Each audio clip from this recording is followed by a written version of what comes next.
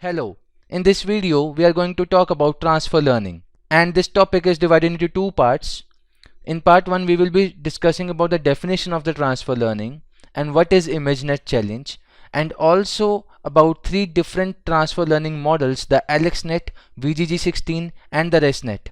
And in part 2 of the transfer learning, that is in the next video, I will be discussing about inception network and its motivation, the transfer learning in computer vision and the use cases of transfer learning.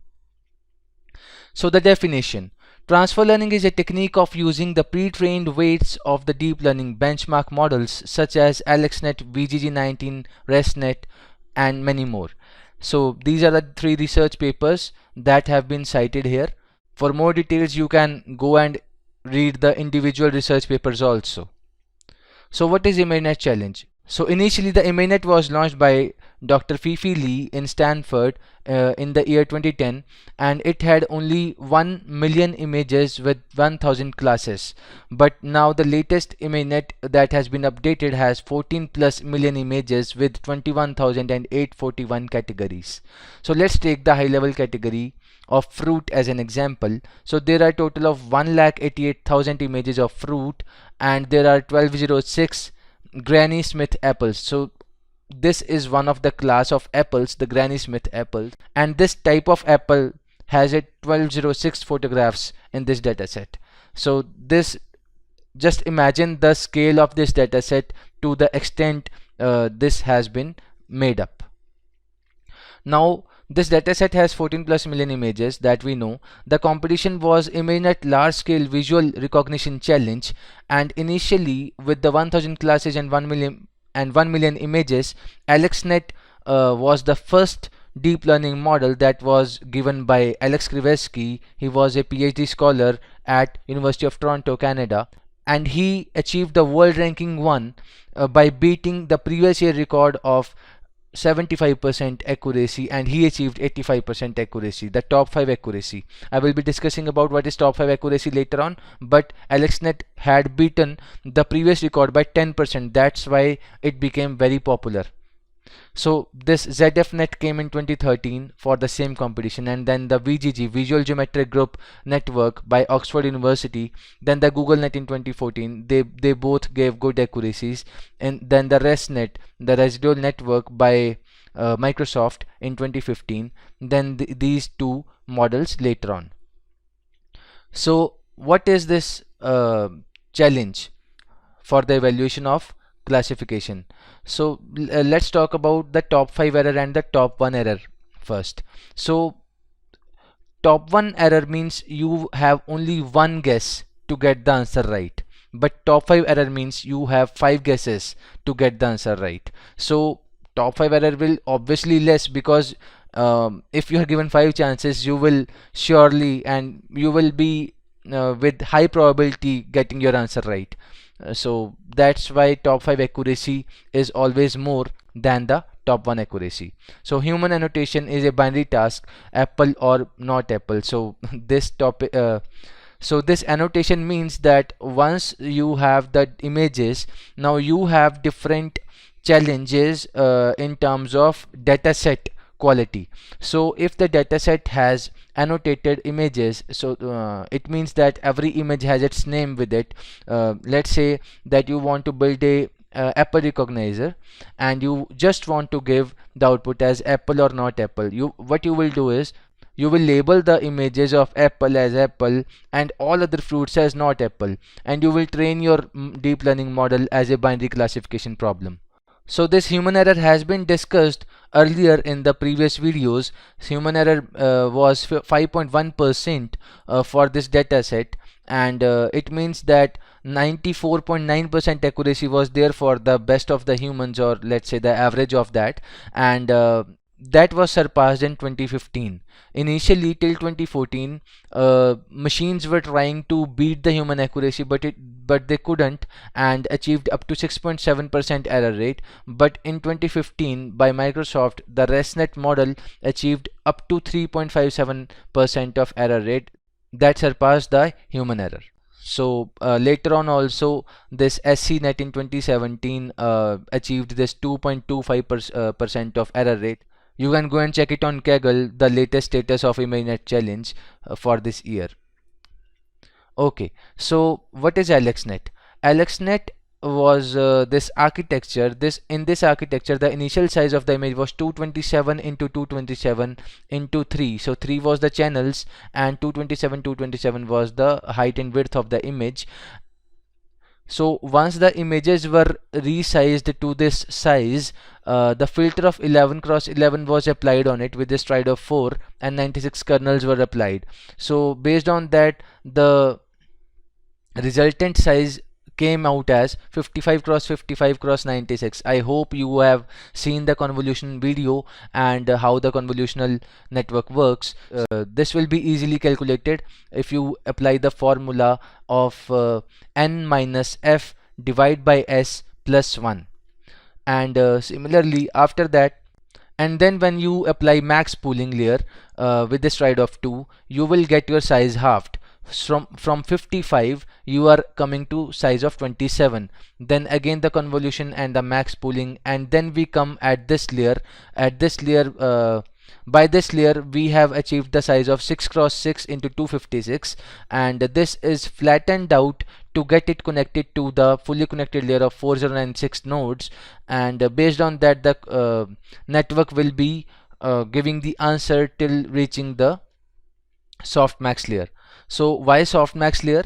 Softmax activation function has the property of giving the probability of all the classes. If there are more than 2 classes, what we do is we use softmax activation function. So for every node we have the probability corresponding to each object. Let's say the answer was cat, so that cat node will have the maximum probability and the others will not have much values in it. One more property of softmax: all the probabilities given in this layer will add up to 1. Let's say there are 3 classes, so 0.85 in the first node, 0.1 in the second node, 0.05 in the third node. The total will be 1.0. So that's the property of softmax. So in VGG16, what happened was, initially the size was 224 cross 224 cross 3, the stride was 1, and the filter was 3 cross 3, and this same convolution meant that we had to do some padding also. Now what to do? Once the padding was done, and this convolution of 64 cross 64 was done twice, the resultant size came out as 224 cross 224 cross 64. 64 was the channel, and 224 cross 224, the size was not affected because we had used the same convolution and took the help of padding. Then after doing the max pooling makes the size as half, because max pooling is done by 2 cross 2 and stride of 2. So this will make your size of the image as half into 112 cross 112 into 64. Later on the convolution was applied with 128 filters, so the size became 112 cross 112 cross 128. Then again pooling was applied, the size became half. Then again 256 was applied thrice, and the size became 56 cross 56 cross 256. Then again the pooling was applied and the size was 28 cross 256. Then again convolution, and we got the size as 28 cross 512. Notice one thing: every time we are doing this same convolution, we are keeping the size as same. From our side, we are not decreasing the size of the image after convolution. We are taking help of padding and keeping the size same. Only after pooling our size gets half. So after all of these steps, we see that we have used 16 layers. So while counting the number of layers to be 16, we can do it this way. The convolution layers are 2, again 2 plus 2 is 4, plus 3 7, plus 3 10, plus 3 13. Flattened layer is 14th layer. Fully connected layers are 2, so total of 16 layers.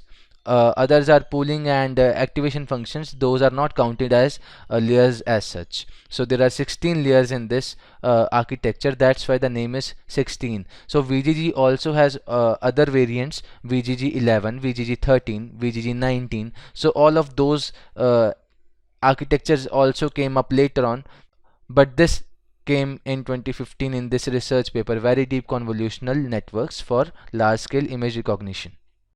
So this ResNet was given by Microsoft. So this residual block used the concept of skip connection. So this AL value is sent into the layer after the AL plus 1 has been calculated, and for the calculation of AL plus 2 we use this AL value also along with the AL plus 1, and the formula has been modified here because of this skip connection. I will come to this side, but first let's see these four equations. So initially to calculate ZL plus 1, what we can do is we will do weight of L plus 1 into AL plus BL plus 1. So this is the weight vector, this is the bias, right? And after this ZL plus 1 we can easily calculate AL plus 1. Activation value of layer L plus 1 can be calculated as G as the activation function into Z of L plus 1. So this WA plus B equation will be put into here, and we can easily calculate AL plus 1.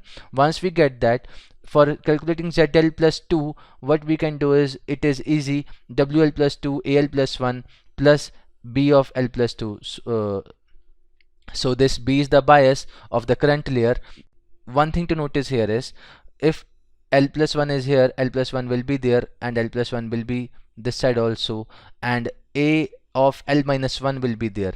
Compared to this value, the value of A layer will be the previous one, right? Similarly here, if L plus 2 is used, A will have L plus 1 because it is coming from the previous layer. So to calculate AL plus 2, we could have done this G of ZL plus 2, but it is modified because of this skip connection, and we will calculate AL plus 2 as G of ZL plus 2 plus AL. So this plus AL value is done because of this plus sign. Now let's understand this figure. AL plus 1 value is sent directly between this linear and ReLU, and we are calculating AL plus 2 by adding AL plus 1 with the AL because of the skip connection. Now why are they using this skip connection? Read the name of the research paper: Deep Residual Networks. So deep means that there are a lot of layers, right? So initially they used 152 layers in their ResNet model. So just imagine that AlexNet had 7 layers, VGG had 16 layers. So ResNet used 152 layers in their work. When we are working on those kind of numbers, the values of the gradients try to vanish. So that is a problem of vanishing gradient. I will come to that later on, but just to get the idea, we are skipping the connections so that my value does not degrade over time. So that's why we are skipping it, and our values are being updated by using the skip connection. Now there are two graphs on this slide. On left graph you can see that the plane graph is achieving the theoretical error as minimum, but in reality it will go up because our values will start losing their gradients, and over time it will degrade our training, right? But for the ResNet means that these blue arrows, focus on them. So we are using the skip connections here, and because of this thing our model will become ResNet, and our training error will be achieving theoretical error, which was not able to be achieved by the plane network. So that was achieved by a residual network. So let's talk about 1x1 convolutions now. Now what does a 1x1 convolution do? So let's say that we have an image of 6x6 with these numbers in it, and we are convoluting it with a single value of 2.